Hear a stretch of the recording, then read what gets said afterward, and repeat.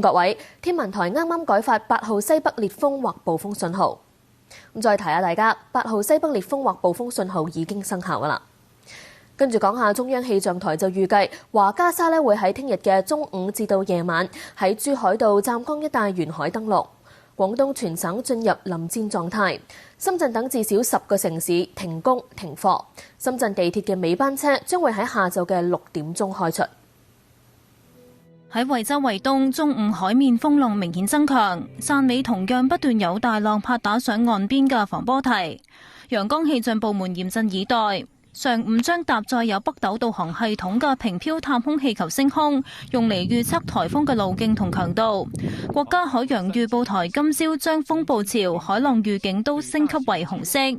超強颱風來襲，廣東省提升防風應急響應去到1級，全省進入應急狀態同臨戰狀態。深圳、珠海、佛山等至少10個城市全日停工停課。